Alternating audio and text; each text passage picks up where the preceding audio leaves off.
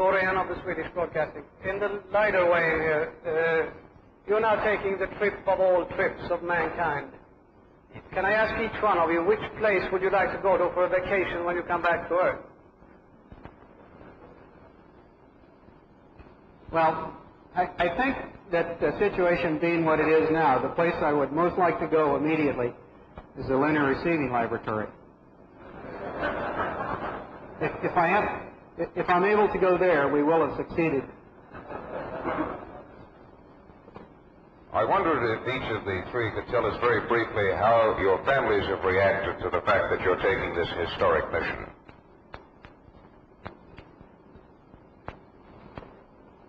Well, who wants to take a crack? Well, I think my particular case, my family has had 5 years now to become accustomed to this eventuality, and over 6 months to face it quite closely. And I think they look on this as a tremendous challenge for me. They look upon it also as an invasion somewhat of their privacy and a removing of my presence away from the family for a considerable period of time. And, I'm not sure exactly whether this is the overriding feature over and above some of the other more pleasant aspects of the particular job that I have as far as it affects my family.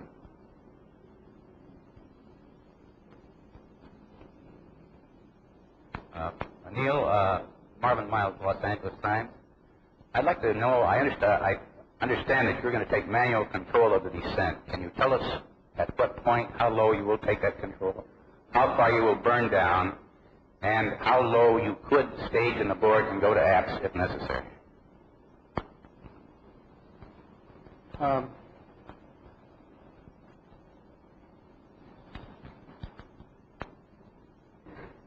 We have made some significant improvements in the flight control system and the computer's interaction with that system in recent months. Allows us to go into somewhat hybrid methods of manual and automatic. The predicted method at this point, although we have a great deal of flexibility and choice based on the situation at the time, would be to maintain manual control of attitude and automatic control of throttle through the final descent from an altitude of somewhere between 500 and 1,000 feet until such time as the automatic throttling rate of descent was unsatisfactory, at which time we'll go full manual on the throttle. That is, rate of descent command on the throttle, which is operating through the computer. Should that become unsatisfactory, then we can go to a full manual throttle, flying it in a manner like a normal VTOL machine would be flown. So 500 feet is a good... That went down here. James Burke, BBC. You have mentioned that your flight, like all others, contains very many risks. What, in view of that, will your plans be in the extremely unlikely event that the lunar module does not come up off the lunar surface?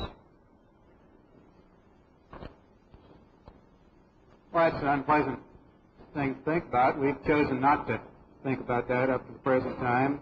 We don't think that's at all a likely situation. It's certainly a possible one.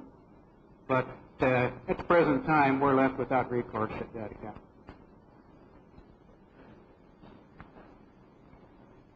Colonel Aldrin, on Apollo 8, you were the command module pilot in the backup crew.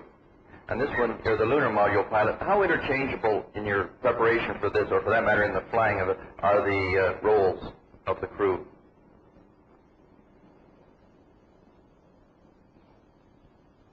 Well, at the stage that we're at right now, I think they're not very interchangeable. Prior to my assignment as backup command module pilot on Apollo 8, we worked together as in slightly different roles, and it was, if I'm not mistaken, because Mike was dropped out of the mission that we had an adjustment of the crews that put me from the lunar module pilot into the command module pilot's position. For Apollo 8, there was no lunar module, so this was not much of an adjustment. It was just moving from an emphasis on systems to more in navigation. Now, since I had previous training to some degree in the lunar module, why then moving back into that position was not too difficult a task. Everyone on the far side.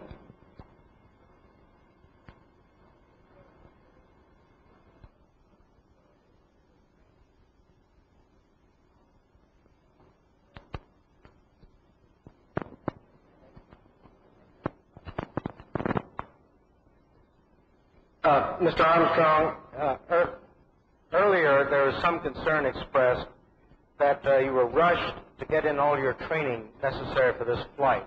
What is the state of your training readiness now? The reason that was a concern is that the final training for a crew is the last thing that takes place. In other words, the procedures must be developed and the simulations completely set up and the simulators ready to fly and the checklists made and so on before the final training can take place. And these, of course, were the pacing items, these intermediate things to the final training. At this point in time,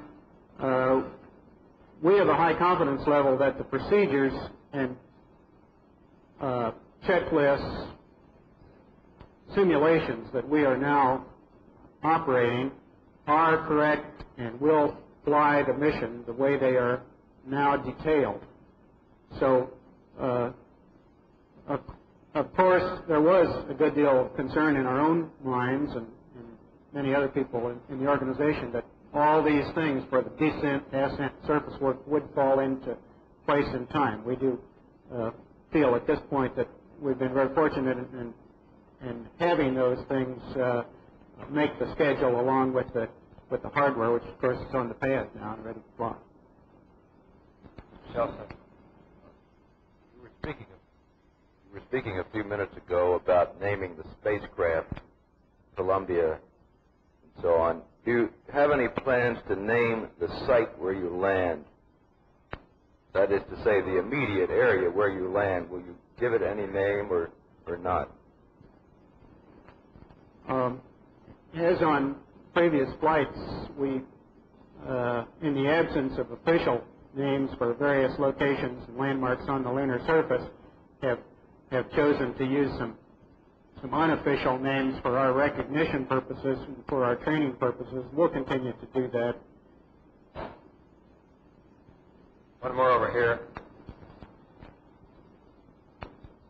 Mr. Armstrong, there's been some discussion of the possibility that with almost 10 hours interposed between the time of the landing and the scheduled moonwalk, that crew may become a little bit impatient and may start early. How do you now assess that situation?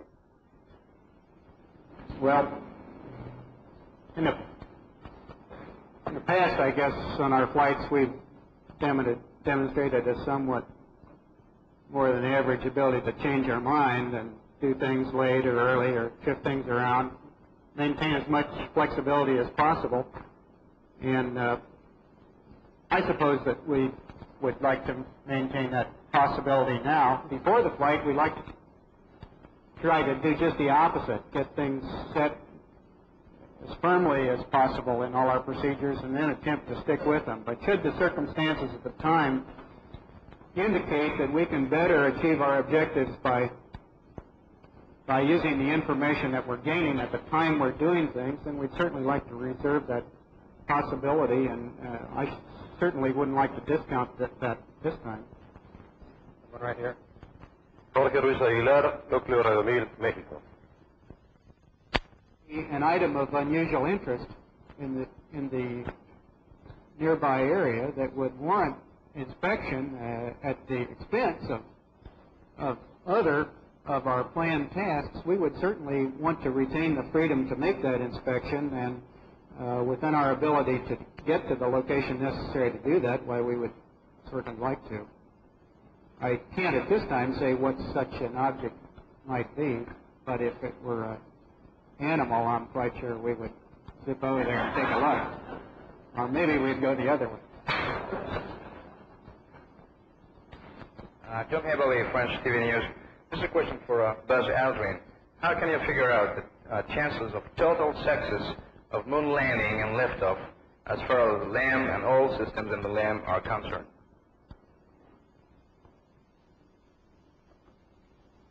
I would figure the chances are quite high.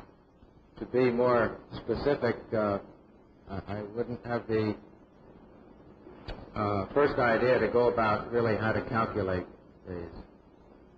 I think the fact that we've had considerable success in our vehicles is indicative of what we hope will follow.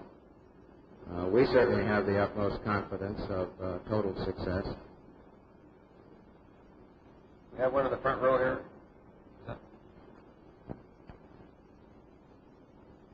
One behind you. Back, second row. I'd like to know what kind of surface do you expect on the moon? For example, color, the size of particles, or size of boulders, and so on. I'd like to know Mr. Armstrong's opinion and Mr. Aldrin's opinion, both. Well, fortunately, we don't think we have to guess. I suspect we may be surprised in some detail, but the color is something that is predicted to be gray. Now, various crews in the past have called this bluish gray and brownish gray and greenish gray and maybe slight shades of tans and so on, but we suspect that those colors will manifest themselves in close inspection. The size of the particles will probably be largely very small, sandy, fine particles, but we do hope and expect to see some rock fragments. And I have no idea what size they might be, but we would anticipate that we'll have be able to bring samples back up to and including the size of a golf ball. There may be larger rocks in the vicinity, but we wouldn't expect to bring back large samples. I think both the answers to your questions have pretty well been borne out by the surveyor program, indicating a very fine-grained, cohesive material with an abundance of varying sizes and varying shapes of harder rock material. And the colors, I'm sure, upon close inspection will be a little bit different, perhaps, than just plain gray. I'm sure there will be some definite color to the crystalline structures of the rocks. I have a two-part question. One, have either any of you had any colds, sniffles, gastrointestinal upsets, or anything else in the past month? And two, are you carrying anything at all new or different in your medical kits this time?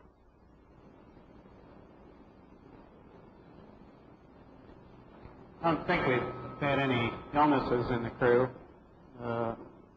Can't say that we may not have individually had a sniffle or a stuffed up nose sometime in the past month or two. That may be the case. I don't know that, I'm not sufficiently familiar with the medicines carried in the 10 and 9 kits to say that there's anything different in ours. Do you, anybody know? I don't think that there are. If there's any new differences, they're small ones. The motion sickness pills have changed their chemical composition slightly. They used to be merazine, and now they're a combination of dexedrine and some other thing I can't recall the name of, but I'm sure the medics would be happy to provide you that information.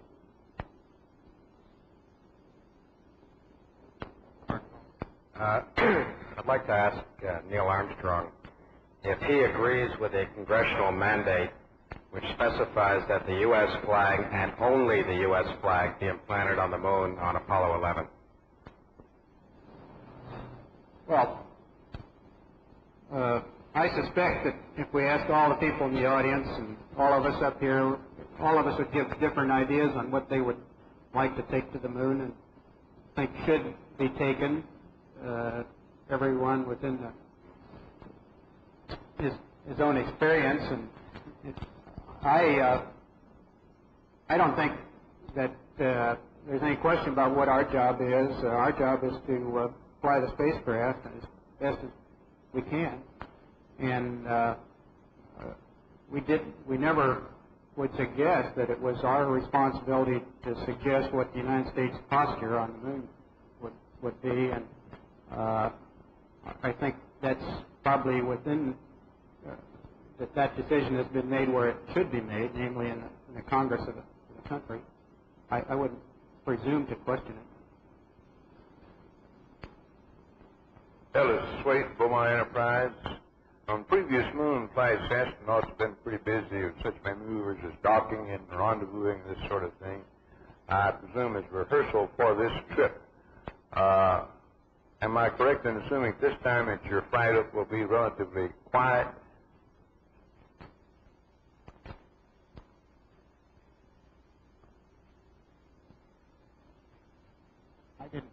I'm sorry, I didn't. Did you catch that question? I'm sorry, I couldn't understand the question. On previous moon flights, the astronauts have been busy with such maneuvers as docking and rendezvousing and this sort of thing. In rehearsal for this particular flight, will there be a minimum of that sort of thing on this flight? Well, they're certainly equally important to this flight as they have been to all others. I think the only difference is that due to the work done on the previous flights, we probably did not need to concentrate so much on those phases in our training, nor will we be, should we be surprised if those activities go as we plan them to go. Nick Chris with the Los Angeles Times. I know your main concern now is only getting to the moon and getting back, but I wonder if you could tell us just briefly what you think the role of the country's space program is going to be in the next few years and what roles you would like to play in it. Where it's going, in other words, not after the next lunar shots, but 5, 10, 8 years from now. That's a very big question, and one, the subject to which a good deal of attention has been directed in recent months, and part of our agency and Department of Defense and the Space Council and the administration and the Congress.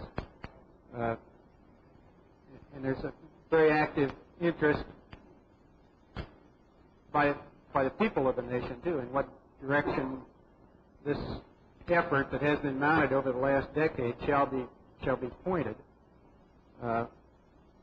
I wish that I could have had the time in recent months to listen to those discussions and participate in them.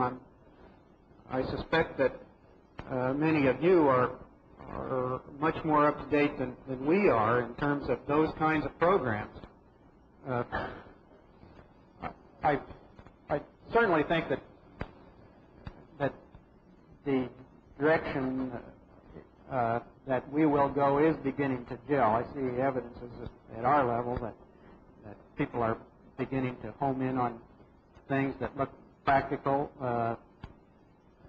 and I don't know what those agency and national decisions will be at this point, but certainly all the front runners, space station, the space shuttle, the lunar shuttle, advanced lunar exploration, and the early planetary explorations are the contenders to reckon with, and I certainly think that those will be the ones from which our early goals are selected. Daily Mail, London. 2 questions. Firstly, what precautions have been taken at your own homes to prevent you catching germs from your own families? And secondly, is this the last period you'll spend at home here with your families? Take back that, Mike. My wife and children have signed a statement that they have no germs, and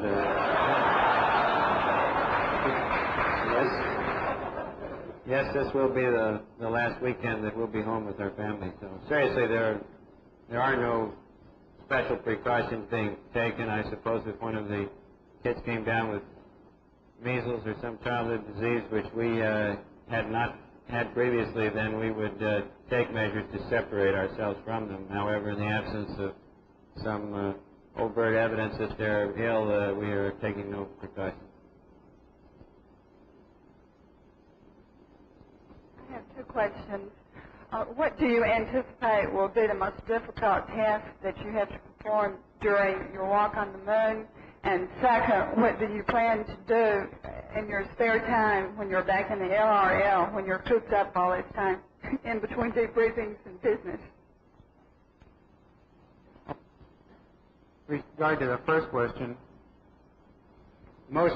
probably the most difficult part of the lunar surface work isn't on the surface, it's in the LEM cockpit. It's the preparation for the activities on the surface, and the work subsequent to the EVA when we again have to operate in a pressurized suit inside the lunar module cockpit. Those are certainly the most difficult, possibly the most tiring, and certainly the most potentially hazardous of the things that go on. Not generally recognized by the average bystander because it's difficult for those activities, those long preparation activities, to be adequately displayed to someone due to the close confines of the cockpit. But it's certainly, I think, one that we view with a good deal of caution, one part of the flight that we do with extreme care, and one that at this point in time we have high confidence in success of. Now the second question with respect to the LRL, fortunately, I guess the activities will be very much like the activities subsequent to any other flight in terms of their mechanical detail. And it's post-flight schedule in terms of briefings, debriefings with various interested groups of the program will take place just as though they have on previous flights. The only difference will be that our communication will be via TV link and hired wire rather than face-to-face as we are here today. I'd like to throw one point to the first question. Difficult things in EVA should be anticipated. We have attempted to anticipate all difficult things and to make them as easy as possible.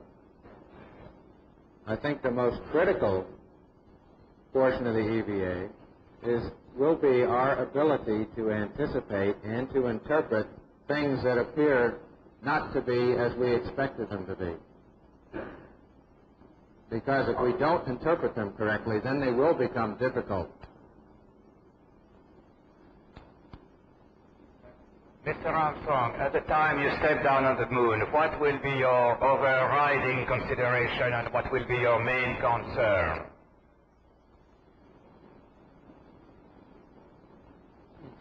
Well, immediately upon touchdown, our concern is the integrity of the lunar module itself.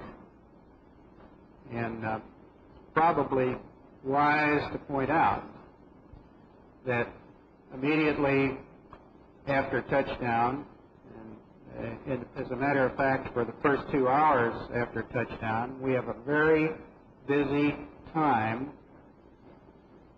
verifying the integrity of the lunar module and all its systems. Without that integrity, of course, we are unable to complete the remaining objectives, and we cannot safely continue with the lunar surface work, and we cannot safely, again, return to lunar orbit. So that, of course, is the most important thing, and it will evidence itself to you all here by a great deal of technical discussions about systems between the spacecraft and the ground during a time period when most people will be wondering, well, what does it look like out there, or what do you see? And we understand that desire for everyone to know those kinds of things that I'm sure we'll be eager to comment on, but reluctant to do so in the face of these more important considerations on which the success of the entire rest of the lunar mission depends.